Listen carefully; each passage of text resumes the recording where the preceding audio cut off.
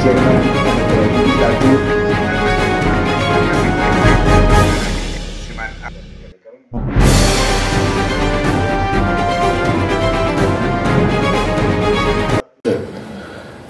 सर्व सन्माननीय संचालक महोदय, बाजार समितीचे सभापती, उपसभापती, माजी उपसभापती, रेणा परिषदच्या काँग्रेसचे अध्यक्ष पदम पाटील, कोलेदादा, उपस्थित सर्व सन्माननीय पाहुणे, उपस्थित असलेले सर्व शेतकरी सभासद बांधव आणि कर्मचारी वर्ग,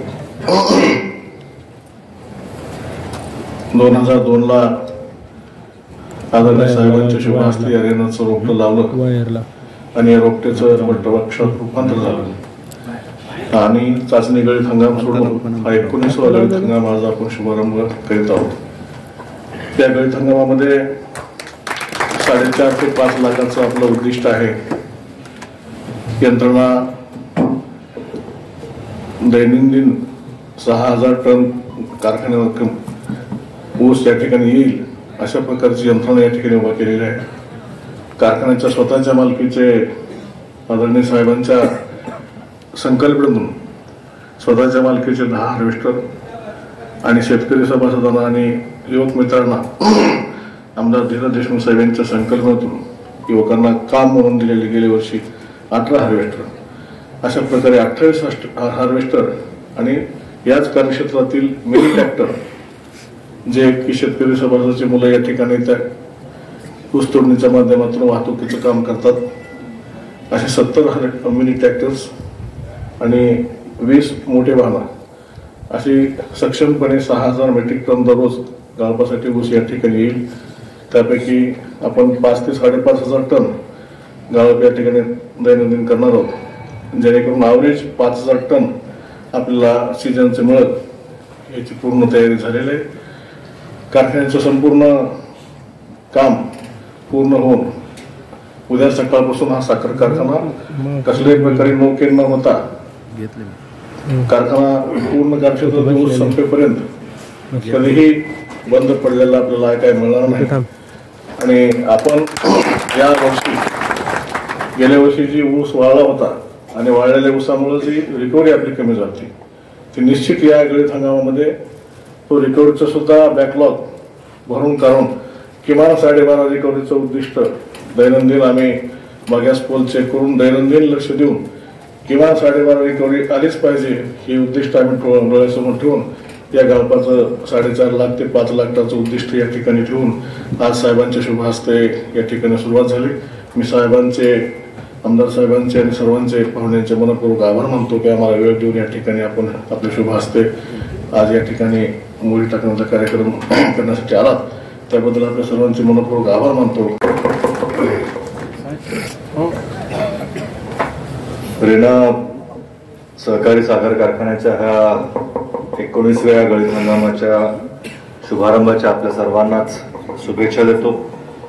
ज्यांच्या शुभ हस्ते आजचा हा कार्यक्रम आपण सर्वजण पार पाडतोय ते आपले आदरणीय नेते, राज्याचे माजी मंत्री, सहकार महर्षी आदरणीय दिलीपराव देशमुख साहेब, व्यासपीठावर आवर्जून उपस्थित माजी आमदार त्र्यंबकनाथ देसे, रेणा सहकारी साखर कारखान्याचे माजी चेअरमन आबासाहेबजी पाटील, माजी चेअरमन यशवंतरावजी पाटील, सर्जेरावजी मोरे, अनंतरावजी देशमुख, जिल्हा बँकेचे व्हाईस चेअरमन प्रमोदजी जाधव, कृषी उत्पन्न बाजार समिती लातूर याचे सभापती जगदीशरावजी बामणे, कृषी उत्पन्न बाजार समिती रेणापूर यांचे सभापती खलंगरेजी, उपसभापती शेषरावजी हाके, आमचे स्नेही चंद्रचूडजी चव्हाण, लालासाहेब चव्हाण, बाळासाहेब कदम, MD BV मोरे, तुकारामजी कोहले, सुरेशजी लहाने, स्नेहलजी देशमुख, प्रभाकर केंद्रे, सचिनजी दाता, प्रदीपजी राठोड, संभाजी रेड्डी, अनिलजी कुटवाड, चंद्रकांतजी सूर्यवंशी, प्रेमनाथ आकनगिरे, धनराजी देशमुख, शहाजी हाके,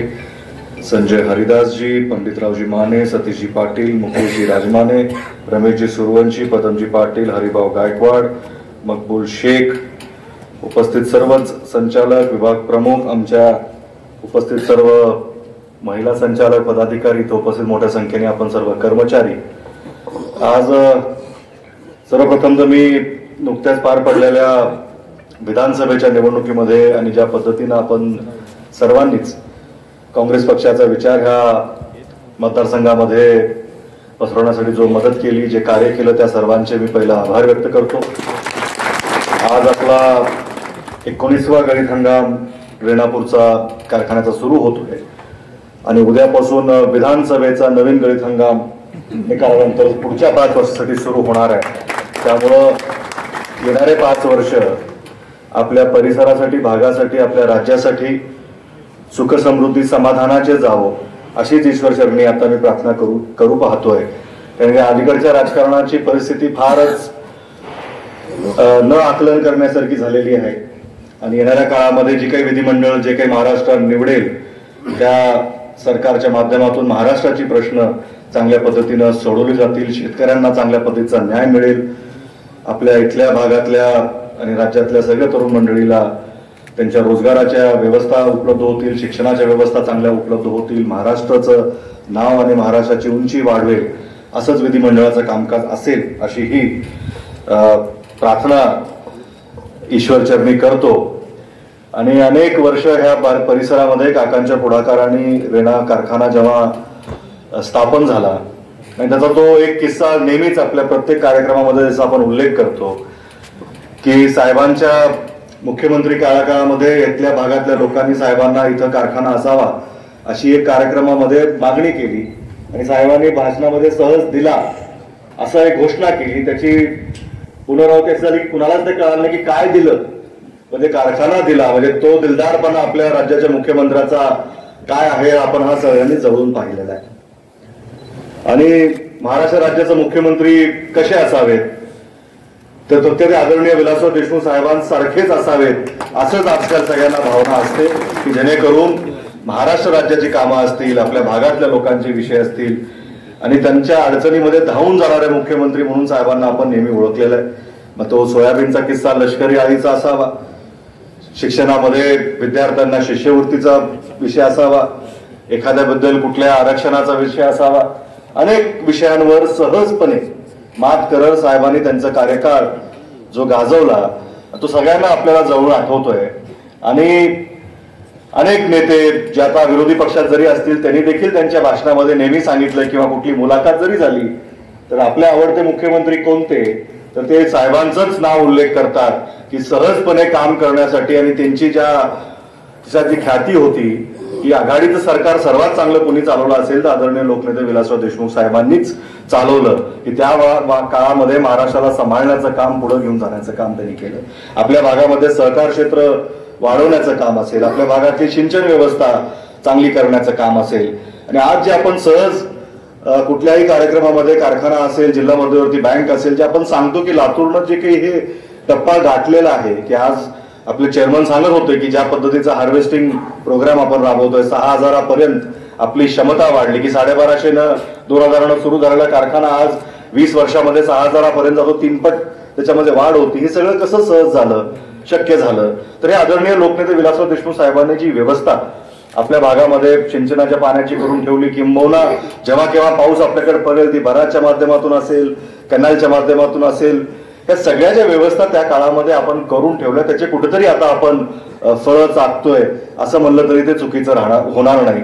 आणि आता बदलत्या काळामध्ये, बदलत्या युगामध्ये जेव्हा साखर कारखानदारी पुढे जात आहे तेव्हा रेणा कारखानदारी असेल, मांजरा परिवारातला प्रत्येक कारखाना असेल तो चांगल्या पद्धतीनं येणाऱ्या काळाला तोंड देईल, सगळ्या अडचणीवर मात करत पुढे जाईल असं मार्गक्रमण आदरणीय काकांच्या नेतृत्वामध्ये प्रत्येक आपल्या मांजरा परिवाराचा कारखाना करतोय. आणि किंबहुना मांजरा परिवारात जे चालतंय ते आता पश्चिम महाराष्ट्रातले कारखाने देखील अनुकूल किंवा त्या परिस्थितीमध्ये येऊ पाहतायत की जे मांजरा परिवार करतंय. म्हणजे पहिलं आपण म्हणायचो जे नवं ते लातूरला हवं, आता पूर्ण महाराष्ट्र म्हणतोय सहकार क्षेत्रात तरी की जिल्हा मध्यवर्ती बँकेचा कारभार असेल, साखर कारखान्याचा कारभार असेल, जे मांजरा परिवारात आहे ते आम्हाला हवं असं उच्चार त्यांच्या माध्यमातून आता इथं होताना दिसून पाहतायत की आपल्याकडं मांजरा परिवारामध्ये ब्राझीलचे देखील लोक येऊन गेले की तुम्ही 100% हार्वेस्टिंगचा कार्यक्रम कसा तुम्ही केलात, कसं त्याला यशस्वी केलं, कसं साखरेचा उतारा चांगला ठेवला, कशा पद्धतीनं तुम्ही हे सगळी यंत्रणा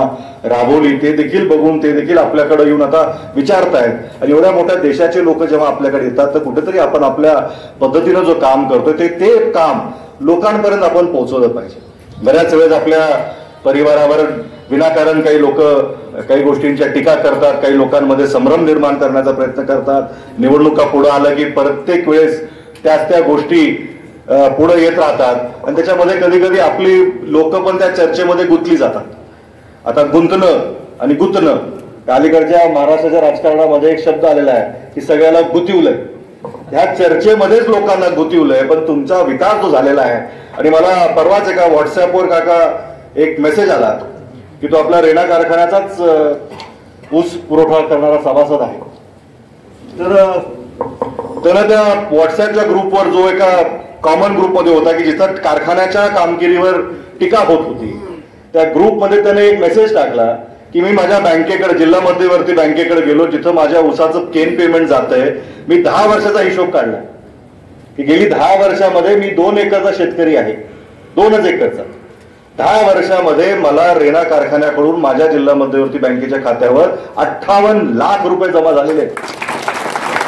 त्यानं वर्षानिहाय हिशोबच टाकला की जे लोक आज म्हणतात की भाव मिळाला नाही, काटा मारला जातो, आम्हाला आमचा ऊस वेळेवर नेला जात नाही, बाहेरचा ऊस आणला जातो, त्या सगळ्या लोकांना उत्तर देण्याचं काम त्या तरुणांना खऱ्या अर्थानं केलं. मला त्याचा तो नंबर सापडला आहे तुमच्याकडे सर, बघा सरांकडे माहिती आहे.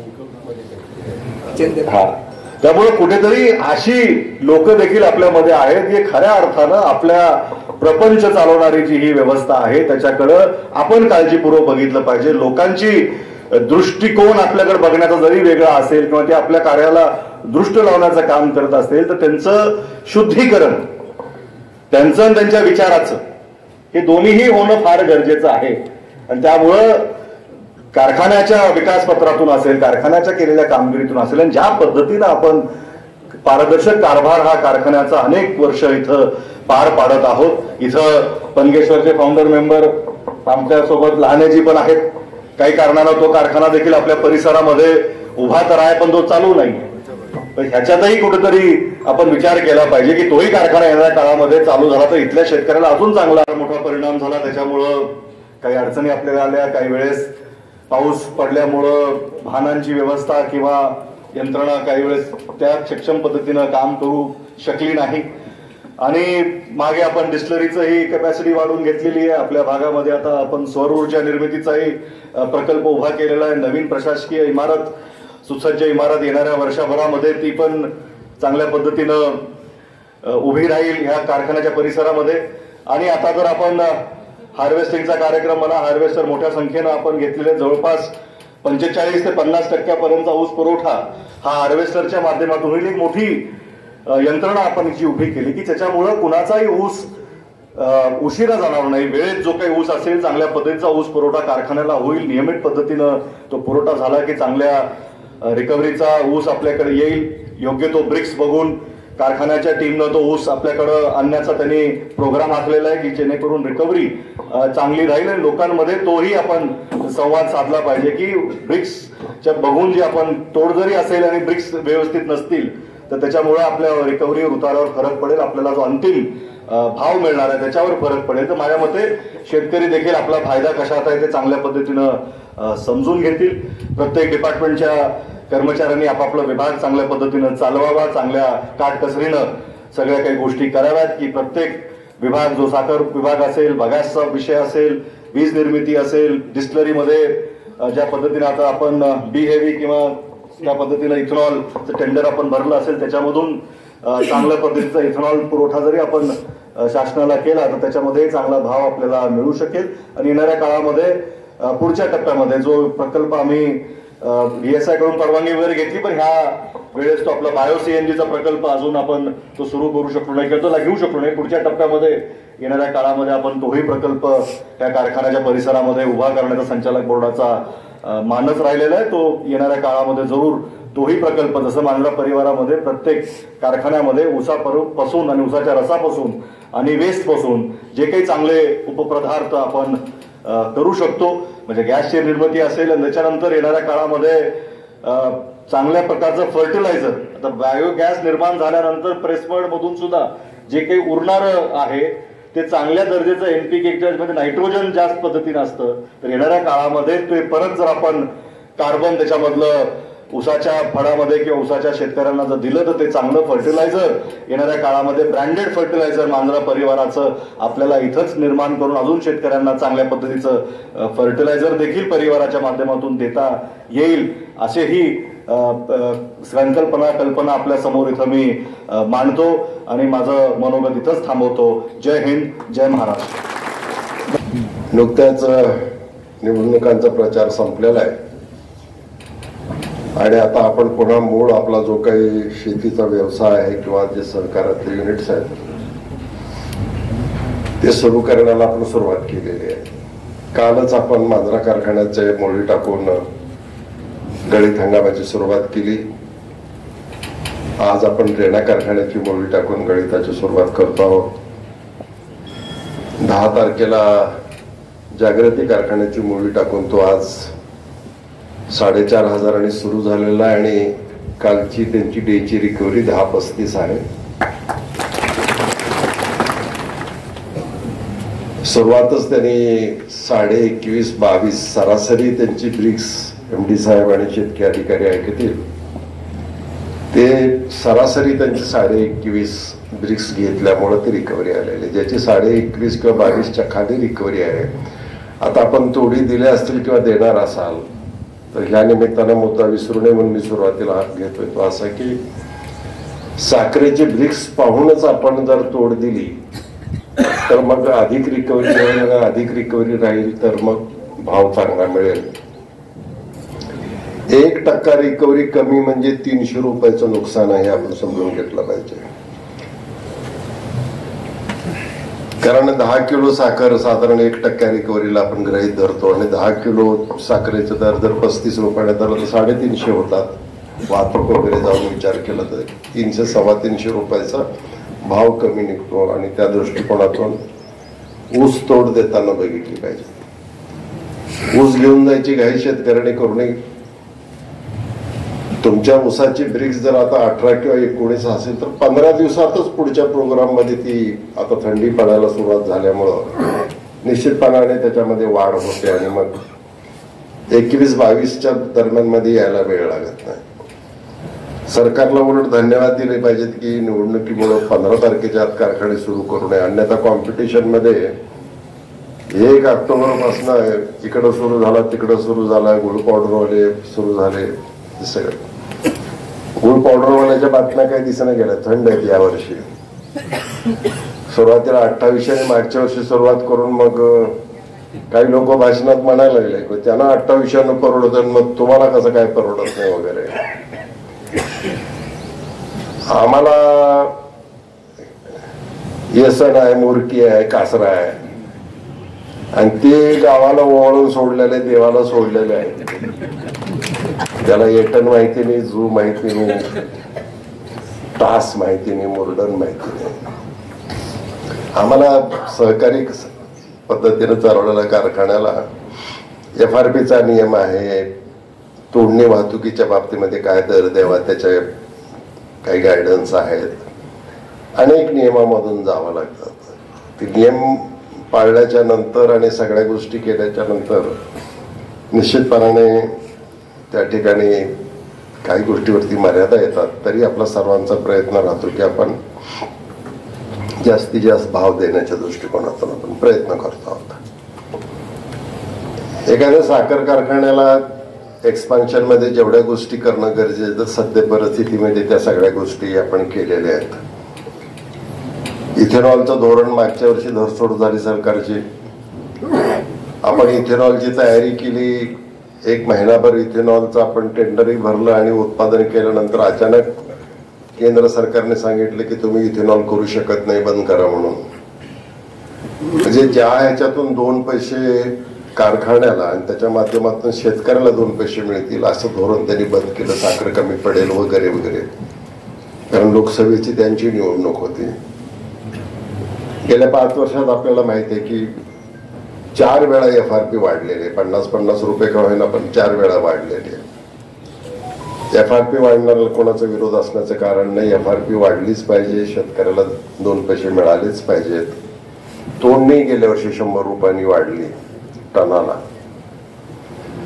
आणि त्याच्यामुळे काय झालं की मग मध्येच सीझन मध्ये एखाद्या गोष्टीचा निर्णय घेतला आणि साखरेचे दर जर नाही वाढले तर ते तोडणीचे 100 रुपये तुमच्याच बिलात फायनल बिलातनं कपात होत असते. म्हणजे 800 रुपयाचा जर तोडणी वाहतूक खर्च आला असेल तर 100 रुपये वाढवून द्या म्हटल्यानंतर तो 900 रुपये झाला आणि मूळ ह्याच्यातनं ते 900 रुपये वजा झाले आणि मग राहिलेलं तुम्हाला मिळालं. मला वाटतं 2767 रुपये काहीतरी आपले यावर्षी भाव इथला काढला आपण. तर 100 रुपये जास्त झाले तर 2867 रुपये भाव झाला असता. आता तेही कष्टाचं काम आहे, मजूर आहेत, ऊन वारा पाऊस, आपण त्यांच्याही विरोधात नाही, त्यांच्या सहकार्याशिवाय कारखाना चालू शकत नाही. ह्याला एकच मार्ग असतो की किमान 100 रुपये तरी मग SMP म्हणा किंवा MSP त्या ठिकाणी वाढली पाहिजे. तर 3100ची त्यांनी 3200 किंवा 3300 रुपये जरी केले कंपल्सरी, कमीत कमी भाव, जास्ती बाजारात येईल तो भाव वेगळा. तर एवढं जर केलं तर निश्चितपणाने मग हे सगळे शेतकऱ्याला भाव देता येईल, तोडणे वाहतूक ठेकेदाराला भाव देता येईल, आमच्या कर्मचाऱ्याला चांगला पगार आणि बोनस देता येईल. तर या सगळ्या गोष्टीचा केंद्र सरकार विचार करत नाही. आपण आता निवडणुकीत खूप केंद्र सरकार कसं शेतकऱ्याच्या विरोधामध्ये हे सगळं सांगितलेलं आहे. आपण परत त्या मुद्द्यावरती बोलण्याचे काही हे नाही. पण मुळामध्ये सरकारचं काम, सरकार हे फक्त गव्हर्नन्स म्हणजे पोलीस स्टेशन चालवणं म्हणजे सरकार चालवणे नव्हे. केवळ कलेक्टरच्या माध्यमातून सरकारला कायदे नियम करून तुम्हाला चाचाकाठी लादणं म्हणजे सरकार नव्हे. सरकारचं काम आहे कल्याणकारी सरकार, वेलफेअर स्टेट म्हणतो आपण, की सर्वसामान्य समाजातल्या नागरिकाचं भलं झालं पाहिजे. शेतकरी असेल तर त्याची GST कमी झाली पाहिजे, शेतकरी असेल तर त्याच्या मालाला हमी भाव वाढवून दिला पाहिजे, जेणेकरून शेतीमध्ये 2 पैसे शिल्लक राहील अशा प्रकारचं वातावरण निर्माण केलं पाहिजे. युवक असतील तर अशा प्रकारचे उद्योगधंद्याला प्रोत्साहन दिलं पाहिजे की जिथं अधिक रोजगार निर्मिती होईल या पद्धतीचं काम केलं पाहिजे. महिला असतील तर त्यांच्यासाठी लाडकी बहीणपेक्षा त्यांच्या बचत गटाचा जो माल तयार होतो तो अधिक दामाने आपण खरेदी केला पाहिजे. आणि म्हणून मग त्या कामामध्ये राहतील आणि त्यांच्या एक स्वावलंबत्व, स्वाभिमान त्यांचा त्याच्यामध्ये जागा राहील, महिलांची सुरक्षा, अशा अनेक काही योजना आहेत. म्हणून सरकारनं काय केलं पाहिजे, चौकट तयार केली पाहिजे. मध्ये श्वास घ्यायला तुम्हाला योग्य पद्धतीचा आपला व्यवसाय निवडायला मोकळी पाहिजे. पण आता सरकारची भूमिका नेमकी उलटी झालेली आहे. तुम्हाला नियंत्रण कसं आणता येईल, तुमच्यावर कंट्रोल कसं ठेवता येईल, प्रत्येक ठिकाणी CCTV कॅमेरे कसे लावता येईल, म्हणजे वाटचाल ही हुकुमशाहीकडे झालेली आहे. लोकशाहीचा जो एक मोकळेपणा आहे तो दुर्दैवानं राहिलेला नाही आणि अजून पुढे काय काय दिवस येणार आहेत माहिती नाही आपल्याला. पण आता आपल्याला मानसिक दृष्ट्या तयार असावं लागणार आहे. तर या दृष्टिकोनातून जे युनिट आपल्या हातामध्ये आहे, ज्या भागामध्ये आपण काम करतो आहोत, रस्ता, पाणी, सडक, ह्या सगळ्या गोष्टी शासकीय अनुदानातून होतील. पण गावाला ST आली आणि त्याची तिकीट काढायला पैसे नाही तुमच्याकडे, मग ते पैसे कोण देणार आहे? ते तुमच्या शेतीच्या उत्पन्नातून ते पैसे त्याच्या ठिकाणी घेणार आहेत. आणि म्हणून समाज बदलला जेव्हा म्हणतो, आजही नाही म्हटलं तरी 60% लोक ग्रामीण भागामध्ये राहत आहेत. आणि महाराष्ट्राचं वैशिष्ट्य आहे की काही त्रुटी त्याच्यामध्ये असल्या तरी इथली कारखानदारी चांगली चालते. अधिक रोजगार देण्याचं काम ह्या कारखान्याच्या माध्यमातूनच होत आहे. ज्या काही नोकऱ्या लातूर तालुक्यामध्ये किंवा रेणापूरमध्ये किंवा ज्या औसा भागात झालेल्या ते एम्प्लॉयमेंट, तो रोजगार हा साखर कारखान्याने, मांजरा परिवारातल्याच कारखान्याने दिलेला आहे. हे आपल्याला ह्या गोष्टीची कल्पना आहे. आणि मग हे सगळं वाढण्याच्या दृष्टिकोनातून काही गोष्टी या ठिकाणी केलेल्या आहेत की डिस्टिलरी पूर्वी आपली 30 KLPTची होती, त्याची क्षमता वाढवून ती आता आपण 60 KLPTची केलेली आहे. प्रत्यक्षपणे ते 70 KLPT पर्यंत चालेल अशा प्रकारची क्षमता आपल्या त्या ठिकाणी आहे. त्याला जोडून सौर ऊर्जेचं मागच्या 2 महिन्यापूर्वी आपण त्याचं उद्घाटन केलं, ते 3.5 किलोवॅट. याच्यामुळे एक होईल की ऑफ सीझन मध्ये आपल्याला लाईटचं बिल येणार नाही. आताही आपण ती वीज त्यांना देणार आहोत, पण ऑफ सीझन मध्ये जे काही बिल आपल्याला येत होतं तर ह्याच्यामधनं 70 ते 75 किंवा 80 लाखापर्यंतची वार्षिक एक सेव्हिंग ज्याला म्हणतो, ते पैसे वाचले तर मग ते इतर कामासाठी आपल्याला वाढता येतं. आपल्याला या एक्सपेन्शनसाठी कर्ज काढावं लागलेलं आहे. पण मला सांगायला आनंद वाटतो की फायनान्शियल डिसिप्लिन पाळली असल्यामुळं जे जिल्हा मध्यवर्ती बँकेतच आपल्याकडे कर्ज आहेत तर त्या बँकेचे हप्ते रेग्युलर आपण त्या ठिकाणी, कारण कर्ज घेतल्याशिवाय आम्ही तुम्हाला ऊसाचं पेमेंट 10 दिवसात देऊ शकत नाही, ज्याला आपण साखरेवरती प्लेस घेणं वगैरे म्हणतो, किंवा वर्किंग कॅपिटल ऍडव्हान्सेस वगैरे देण्याच्या बाबतीमध्ये आपण स्वावलंबी होण्याकडे आपला कल आहे. 10 हार्वेस्टर आपण स्वतःच्या मालकीचे घेतलेले आहेत, मांजरा कारखान्याने घेतलेले आहेत, जागृतीने घेतलेले आहेत, 21नी सुद्धा मोठ्या प्रमाणामध्ये हार्वेस्टर घेतलेले आहेत. कारण आता मजूर मिळणं हे दिवसेंदिवस कमी झालेलं आहे आणि गरिबाच्या माणसाने किती दिवस हातात कोयता घ्यायचा, किती दिवस त्यानं उन्हात आणत काम करायचं, त्याचंही जीवनमान उंचावलं पाहिजे. आणि म्हणून आता मेकॅनायझेशनकडे आपण जोर दिलेला आहे आणि हळूहळू आमचा प्रयत्न आता मांजरा कारखाना तर जवळपास 97% 100% म्हणायला हरकत नाही, तर 100% आपण आता हार्वेस्टरच्या माध्यमातून केलेलं. हार्वेस्टर बद्दल अनेक शेतकऱ्याची सुरुवातीला गैरसमज होता, पण हार्वेस्टरची तोडणी ही कमी वेळामध्ये होते, कुणाला लेबरला पैसे देण्याची गरज पडत नाही. ऊस एकसारखा तोडल्यानंतर जेव्हा त्याचा फुटवा येतो तर एकाच वेळी खरडून छाटणी झाल्यामुळं ते खोडव्याचा ऊस हा चांगल्या पद्धतीने फुटलेला दिसतो आपल्याला. आणि पाचटाची आणि वाड्याची सुद्धा कुट्टी झाल्यामुळं नंतर जे काय आपण रोटावेटर लावणार होतो त्याची 3-3.5 रुपये एकरी आपली बचत होते आणि नुसतं पुन्हा पाणी द्यायचं, खतं द्यायची आणि मेहनत करायची. तर हे काही हार्वेस्टरचे फायदे त्याच्यामध्ये आपल्याला दिसून येत आहेत. आणि पण या पद्धतीनं चांगली रिकव्हरी राहील अशा प्रकारचं काम शेतकी विभागाची मोठी जबाबदारी आहे की त्यांनी रिक्स बघूनच ऊस आणावा.